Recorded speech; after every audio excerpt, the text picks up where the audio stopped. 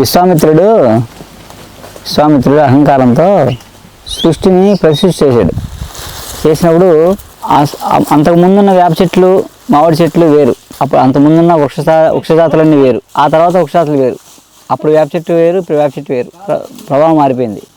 అలాగే ఇప్పుడు కలియుగంలో చెరగొట్టడానికి మళ్ళీ వీటికి కూడా అంటే వీటి మనుషులు పశువులు పక్షులు ఈ వృక్ష సంపద వీటిలో ఉన్న డిఎన్ఏ కూడా మారిపోవడానికి డిఎన్ఏ లెవెల్లో మార్చేయాలనే ఉద్దేశంతో ఎన్నో రకాల ప్రయోగాలు చేస్తున్నామట.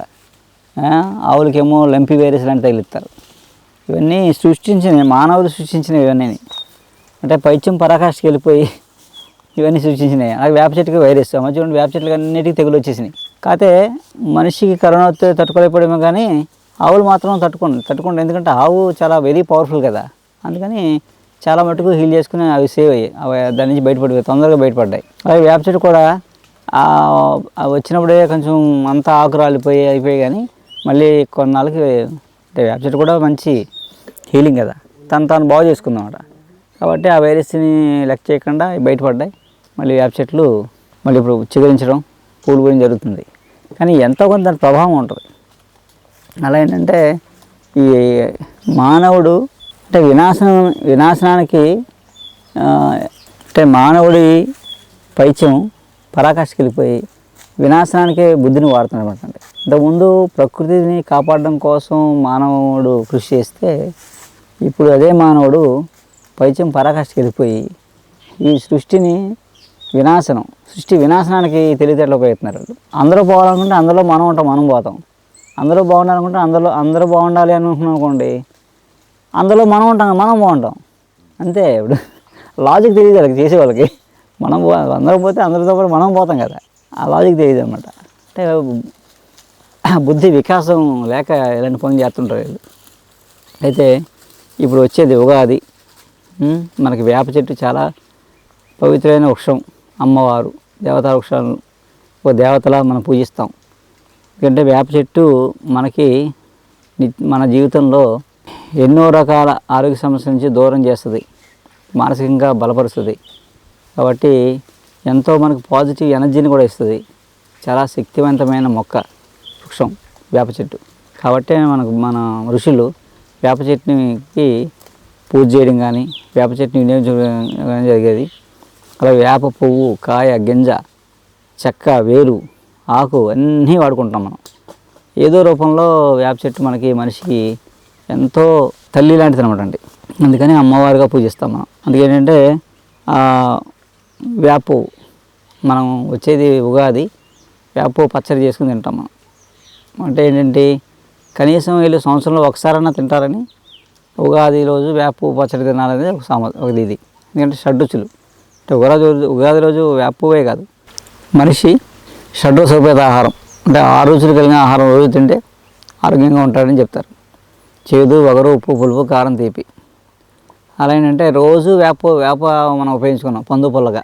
తెలుసు వాళ్ళకి, మానవుడు బాగా తెలివి మీరిపోతాడు, ఈ ప్రకృతిని లేసి దూరంగా వెళ్ళిపోయి ఏదో ఒక ప్రపంచం పెట్టుకుని అదే ప్రపంచం అనుకుంటాడు. 4 గోడల మధ్యలోకి వెళ్ళిపోయి ఇదే ప్రపంచం అనుకుంటాడు. కాబట్టి ఆయుష్ అనుకుని భ్రమలో ఉంటాడు. ఆ తర్వాత అర్థమవుద్ది, ఆయుష్ తగ్గిపోద్ది, ఆరోగ్యం పోద్ది, ఎన్ని డబ్బులు పెట్టుకున్నా ఆరోగ్యం రాదనే విషయం తెలుసుకుంటాడు ఎప్పటికైనా. అందుకని అలాంటి స్థితి రాకుండా ఉండడానికి కనీసం ఇది సంవత్సరానికి ఒకసారన్నా వేప చెట్టుని ఏదో రూపంలో తీసుకుంటారనే ఉద్దేశంతో ఉగాది రోజు ఉగాది పచ్చడిని 6 రుచులు తెలియడం కోసం ఆ రోజు ఆ ఉగాది పచ్చడి తీసుకుంటే సంవత్సరం అంతా బాగుంటాడని, ఒకసారి తీసుకున్నా సరే ఆ సంవత్సరం అంతా బాగుంటాడని దూరదృష్టితో అలాంటి ఉగాది పచ్చడిని మనకు అందించారన్నమాట అండి. అయితే వేప పువ్వు పచ్చడి, అందులో వేప పువ్వు ప్రధానం.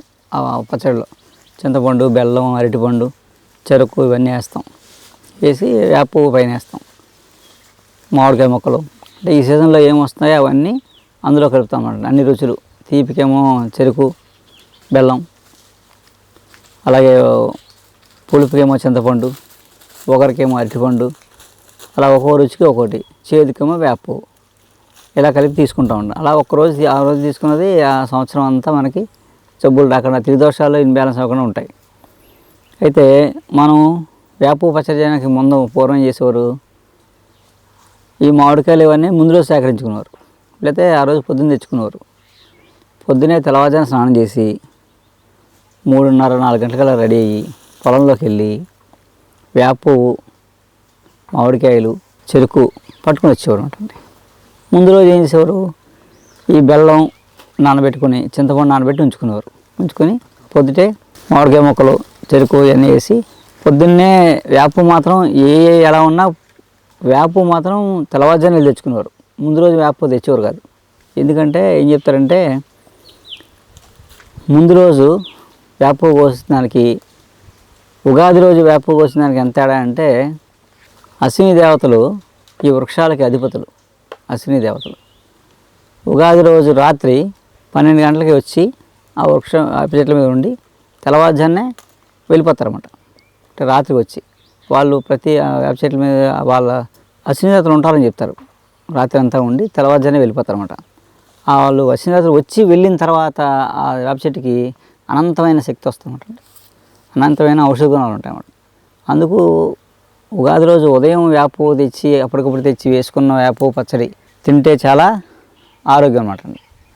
ఏదో ముందు రోజు కొనుక్కుని వారం ముందు తెచ్చుకొని ఫ్రిడ్జ్లో పెట్టుకుని అది వేప చేసుకుని మేము వేప పచ్చడి తిన్నామంటే అది తిన్నామంతే, పేరుకు తింటున్నాం వేప పచ్చడి.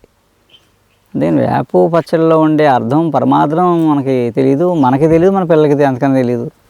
అదేంటంటే వేప ఆ రోజు పొద్దున్న తెచ్చుకుని చాలా ఉత్తమం అనుకుంటుంది. అలా చేసిన పచ్చడి 1 year ఉంటుంది మళ్ళీని. అలా చేసుకున్న ఉగాది పచ్చడి సంవత్సరం పాటు నిల్వ ఉండే పద్ధతులు ఉన్నాయి. మీకు ఆ పచ్చడి ఒక వీడియో చేసి చూపించిన తర్వాత మీరు అలా చేసుకుంటే సంవత్సరం పాటు ఆ ఉగాది పచ్చడి తినచ్చు, మనం రోజు తినచ్చు. నా పేరు శ్రీలక్ష్మి, నేను వైజాగ్ నుంచి వచ్చాను. యాక్చువల్గా నాకు 2019లో క్యాన్సర్ వచ్చింది, బ్రెస్ట్ క్యాన్సరు. అప్పటికి నాకు డాక్టర్ గారు పరిచయం లేదు. 2019 మొత్తం కరోనా టైం వరకు నాకు ట్రీట్మెంట్ అయ్యింది, వేరే హాస్పిటల్లో అలోపతి అయ్యింది. తర్వాత పోస్ట్ క్యాన్సర్ ఎఫెక్ట్స్ వస్తుంటే క్యాన్సర్ తర్వాత ట్రీట్మెంట్ అయిపోయిన తర్వాత వచ్చే ఎఫెక్ట్స్కి నేను డాక్టర్ గారి దగ్గర నాకు అప్పుడు ఒకళ్ళ ద్వారా తెలిసి నేను వచ్చాను. వచ్చిన తర్వాత నేను ఒక 6 months డాక్టర్ గారి మందులే వాడాను. మోకాళ్ళ నొప్పుల దగ్గర నుంచి అన్ని బోలెడ్ సైడ్ ఎఫెక్ట్స్ అండి. నిలబడలేకపోయేదాన్ని, ఆయాసం కూడా వస్తుండేది నాకు. నేను 6 నెలలు వాడాను డాక్టర్ గారి మందులు, అంతా క్యూర్ అయింది. నాకు ఇప్పుడైతే ఏ ప్రాబ్లం లేదు. నేను డాక్టర్ గారి దగ్గరికి ఇప్పుడు ఎందుకు వస్తానంటే ఊరక నేచర్ క్యాంప్కి ఎంజాయ్ చేయడానికి మాత్రమే ఇప్పుడు వస్తున్నాను. నన్ను చూడండి, బాగున్నాను కదా ఇప్పుడు నేను. అది ఓకే, థ్యాంక్ యూ.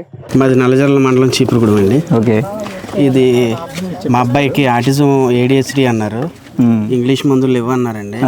ఇంకా వయసు ఎదిగే కొద్దీ వస్తుందని చెప్తుంటే ఇలా మా వాళ్ళు అందరికీ తెలుసు ఆడికి ప్రాబ్లం ఉందని. మాకు తెలిసిన ఒక ఆయన మీది వీడియో క్లిప్ ఒకటి పెట్టారు. ఆ వీడియో క్లిప్ చూసి నరసాపురాన్ని వేసారు మీరు క్యాంప్, అది అప్పుడు అక్కడికి వచ్చామండి మేము.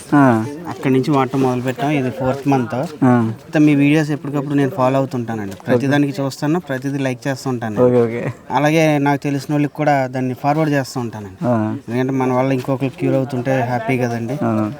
అలాగే వాడుతున్నాం. మా అబ్బాయికి కూడా బాగుందండి. ఈ పూర్వం నుంచి మనకి కొండల్లో నాటిలోనే దొరికే మందులు అవి మన జాగ్రత్తగా మనకు కూడా తెలిసి వాడుకుంటే పర్లేదు. అయితే మనం ఎవరూ ఇలాంటివి చేయలేం కాబట్టి ఈ డాక్టర్ గారికి మనం ప్రోత్సహించి మనం మందులు జాగ్రత్తగా వాడుకుని, ఈయన ఇచ్చిన మందులు మనం జాగ్రత్తగా వాడుకుని మనకున్న రోగాలను తగ్గించుకుందాం. జై ధన్వంతరి.